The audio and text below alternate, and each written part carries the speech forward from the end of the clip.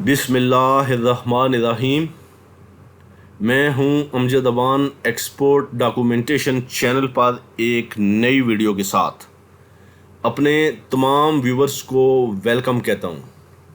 आज का हमारा टॉपिक है बैंक्स इन्वॉल्व इन एलसी।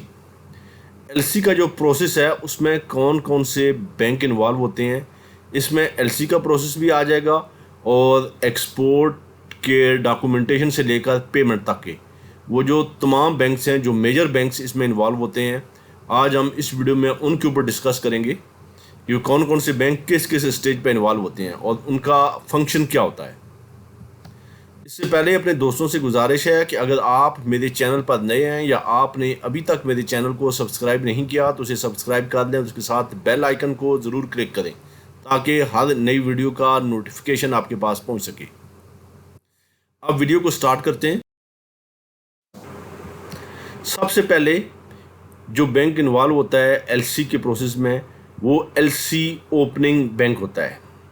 ये एक्चुअली इंपोर्टर का बैंक होता है। जो एलसी इंपोर्ट कर रहा होता है, जो प्रोडक्ट इंपोर्ट कर रहा होता है, जो इंपोर्टर कहलाता है, ये उसका बैंक होता है। अच्छा, एक चीज़ मैं ज़रा अपने नए दोस्तों को क्लियर कर दूं, ये जो बैंक हम डिस्कस करेंगे ये आम बैंक होते हैं, ये कुछ स्पेशल बैंक नहीं होते कि आप ये समझें कि कुछ स्पेशल किस्म के बैंक एस्टेब्लिश किए जाते हैं, ऐसा नहीं होता। ये इस फंक्शन के लिए जो फंक्शन हम इस पर डिस्कस करेंगे तो ये फंक्शन इनकी वजह से हम इसको ये नाम दे दें, जैसे एलसी ओपनिंग बैंक।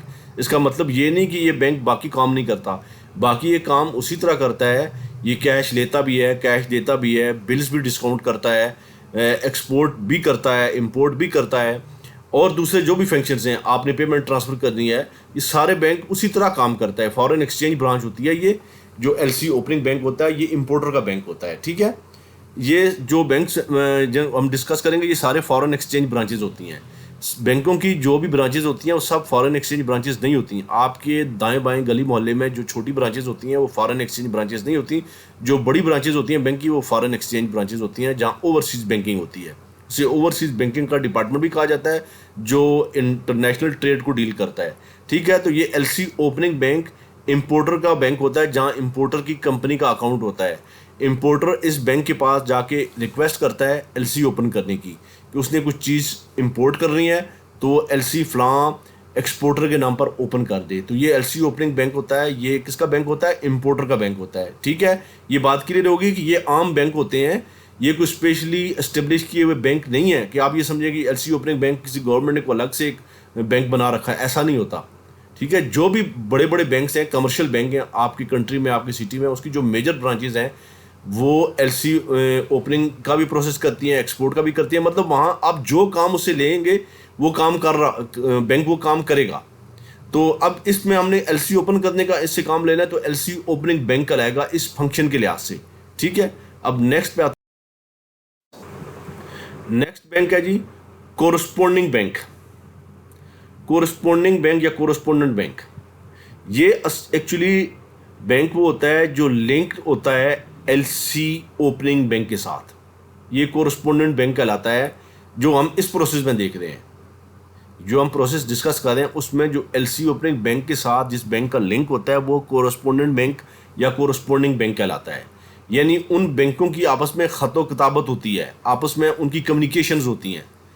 आपका इंपोर्टर बैठा हुआ है सऊदीया में, उसने वहाँ से एक एलसी ओपन की तो उसका जो कोरस्पोंडेंट बैंक होगा पाकिस्तान में, कराची में या लाहौर में या इंडिया में, अगर आप बैठे हुए हैं वहाँ, या बांग्लादेश में बैठे हुए हैं तो वहाँ जो सऊदीयन बैंक का जो कोरस्पोंडेंट बैंक होगा, जिस बैंक से उसकी कम्युनिकेशन हो रही होगी, उसकी ख़तो किताबत हो रही होगी, वो उसका कोरस्पोंडेंट बैंक कहलाएगा। वो एलसी अपनी कोरस्पोंडेंट बैंक को भेजेगा कि ये एक एलसी है, और उसके ऊपर फिर नेक्स्ट उसमें इंस्ट्रक्शन होगी किसको क्या करना है।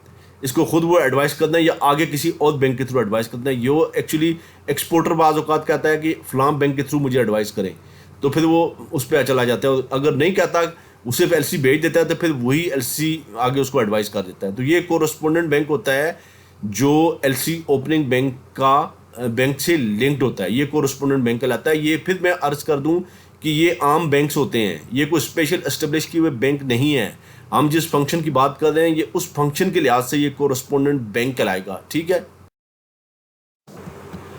अब एक और बैंक को हम डिस्कस में करते हैं, ये है जी एलसी एडवाइजिंग बैंक। जैसे मैंने पहले बताया कि एलसी ओपनिंग बैंक का एक, उसने एलसी एडवाइस की, अपने एलसी आगे फॉरवर्ड की उसने अपने कोरस्पोंडेंट बैंक को। तो अब कोरस्पोंडेंट बैंक भी वो एलसी एडवाइस कर सकता है इंपोर्टर को, या अगर एक्सपोर्टर को, या एक्सपोर्टर ने इंस्ट्रक्शन दिया कि फलां बैंक के थ्रू मुझे एलसी एडवाइस करें या मेरे बैंक में भेज दें, तो फिर ये कोरस्पोंडेंट बैंक जो होता है ये उस बैंक को एलसी भेज देगा, वो आगे एक्सपोर्टर को एलसी एडवाइस करेगा। तो ये एलसी जिस बैंक ने एक्सपोर्टर को, आप बोलेंगे कि एलसी एडवाइस क्या होती है, जो बैंक एक्सपोर्टर को इंटीमेट करता है कि आपकी एलसी मेरे पास आई हुई है, आप ये मुझसे एलसी कलेक्ट कर लें। एक्सपोर्टर उस बैंक के पास जाता है, उसकी फ़ी पे करता है और उसकी स्टैम्प के साथ वो एलसी ले लेता है, और एलसी वर्केबल होती है, नेगोशिएबल होती है, उसके ऊपर वर्किंग हो सकती है, तो वो बैंक एलसी एडवाइजिंग बैंक कहलाता है इस फंक्शन के लिहाज से। अब जैसे पाकिस्तान में यूबीएल की मेन ब्रांच है, तो वो अगर किसी बैंक को वो एलसी एडवाइस करती है, उसको कहते हैं कि आपकी एलसी आई हुई है मेरे पास, आप एलसी कलेक्ट कर लें। वो क्लाइंट उसके पास जाता है, पेमेंट करता है उसकी चार्जेस के, जो एलसी एडवाइजिंग चार्जेस हैं, पेमेंट करने के बाद वो एलसी उससे ले लेता है, तो वो यूबीएल की मेन ब्रांच उस एक्सपोर्टर के लिए एलसी एडवाइजिंग बैंक कहलाएगी। बाकी वो अपने फंक्शंस जो भी उसके काम हैं, जो बैंकिंग में जो जो काम होते हैं, वो सारे काम वो बैंक कर रहा है। अब एक्सपोर्टर के लिए ये एलसी एडवाइजिंग बैंक हो गया इस लिहाज से, ठीक है।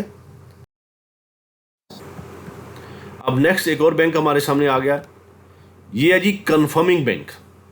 अब कन्फर्मिंग बैंक कौन सा होता है, जब एक्सपोर्टर इंपोर्टर से एलसी लेता है तो बाज़ औक़ात कभी कभार वो डिमांड करता है कि मुझे कन्फर्म एलसी चाहिए।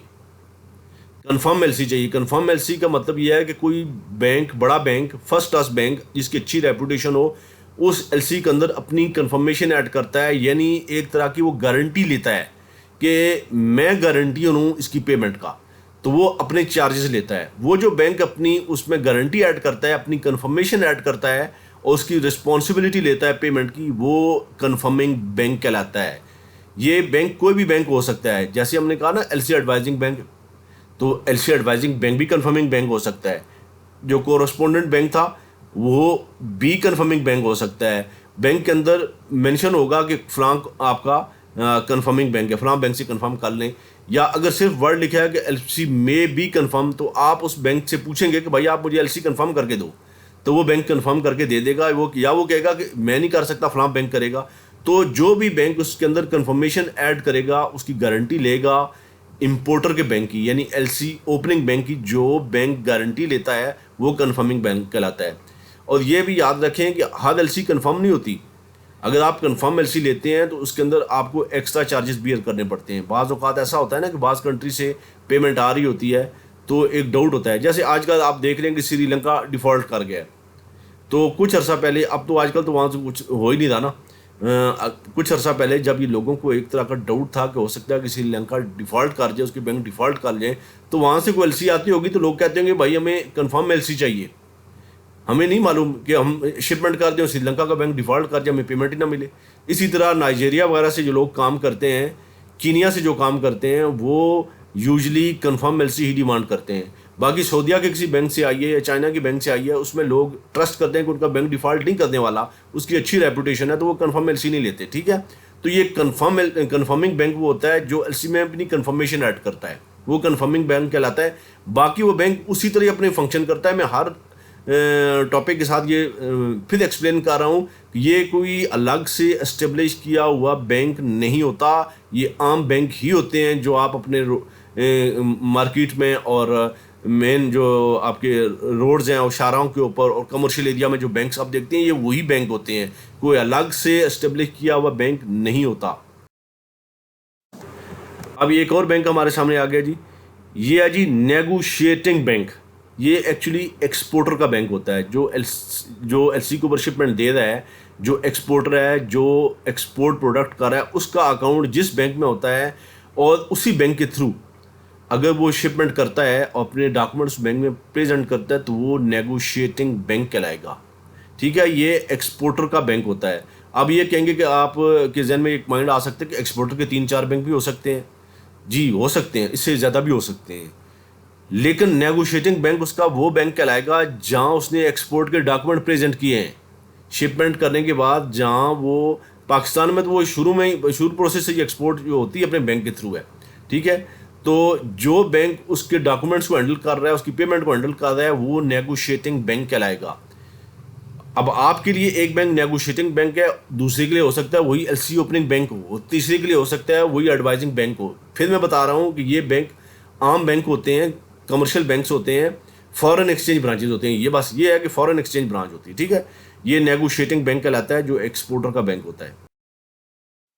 इसके बाद एक और बैंक है, ये है जी इंटरमीडियरी बैंक। जब एक्सपोर्टर की पेमेंट आ रही होती है, एक्सपोर्टर का जो बैंक होता है, जो नेगोशिएटिंग बैंक होता है, वो पेमेंट क्लेम करता है ना एलसी ओपनिंग बैंक से। तो वो बैंक जो पेमेंट करता है, वो पेमेंट किसी और बैंक के थ्रू आती है। होता ये है कि आपने कुछ चीज़ एक्सपोर्ट कर दी ब्राज़ील। अब ब्राज़ीलियन बैंक ने आपको पेमेंट करनी है, तो होता ये है कि दुनिया भर के जो बैंक्स हैं ना, उन्होंने अपने अकाउंट अमेरिका में रखे हुए हैं, ठीक है। अमेरिका में रखे हुए हैं या फ्रांस में रखे हुए हैं या यूके में रखे हुए हैं। फिलहाल मैं अमेरिका को डिस्कस करता हूँ, अमेरिका में रखे हुए, यूजुअली ऐसा ही है। तो वहाँ जो उसका बैंक है, जो ब्राज़ीलियन बैंक का अकाउंट जो जिस बैंक में है, अमेरिकन बैंक को, वो उसको इंस्ट्रक्शन देगा कि ये पेमेंट पाकिस्तान में फ़लाँ पार्टी के अकाउंट में ट्रांसफ़र कर दी जाए। और पाकिस्तान का जो अकाउंट है, वो अपनी डिटेल वो दे देगा कि इस अकाउंट में ओपन कर दो। तो वो जो बैंक होता है, जो एलसी ओपनिंग बैंक के बाद जो बीच में एक बैंक आता है, वो इंटरमीडियरी बैंक कहलाता है, ठीक है। इंटरनेशनल ट्रेड में ये एक इंटरमीडिएट बैंक होता है। इसी तरह आपको कोई रेमिटेंस, आपका दोस्त, आपके भाई, आपके फादर कहीं ओवरसीज़ काम करते हैं, यूएई में काम करते हैं, कतर में, बहरीन में, सऊदीया में, यूके में, कहीं भी है, वो वहाँ से आपको रेमिटेंस भेजते हैं, पेमेंट भेजते हैं। तो वो जो रेमिटेंस है, वो भी बीच में एक इंटरमीडिएट बैंक इन्वॉल्व होता है। वो एक भी हो सकता है, एक से ज़्यादा भी हो सकते हैं। यूजली एक, आप इसको फिलहाल अपने माइंड में रखें। तो वहाँ से उन्होंने पेमेंट आपको भेजी सऊदीया से, तो वो पेमेंट किसी बैंक के थ्रू, यानी सऊदीयन बैंक वो पेमेंट आपकी कंट्री में, पाकिस्तान में या इंडिया में कहीं भी ट्रांसफर कर रहा है, तो बीच में एक और बैंक इन्वॉल्व होता है, उसको कहते हैं इंटरमीडियरी बैंक। ये मिडल बैंक होता है, ठीक है। ये मैंने सारी चीज़ें इसमें डिस्कस कर दी हैं कि कौन कौन से बैंक एलसी में इन्वॉल्व होते हैं और पेमेंट में इन्वॉल्व होते हैं। फिर मैं गुजारिश करूँ कि ये सारे बैंक आम बैंक होते हैं, कोई अलग से इस्टेब्लिश किया हुआ बैंक नहीं होता, सिर्फ वो ये फंक्शन कर रहे होते हैं जो फंक्शन हम डिस्कस कर रहे हैं। तो इस लिहाज से इंटरनेशनल ट्रेड में हमने उसका ये नाम रख लिया गया है कि ये नेगोशिएटिंग बैंक है, ये एलसी ओपनिंग बैंक है, ये एडवाइजिंग बैंक है, इसी तरह ये नाम रख दिए गए। मेरा ख्याल है सारी चीज़ क्लियर हो गई है। फिर भी कोई चीज़ रह गई हो तो आप पूछ सकते हैं। वीडियो अच्छी लगे तो उसे लाइक करें और अपने दोस्तों से शेयर करें। मिलते हैं अपने नेक्स्ट ट्यूटोरियल में किसी और टॉपिक के साथ। अपना बहुत सा ख्याल रखिएगा। अल्लाह हाफिज़।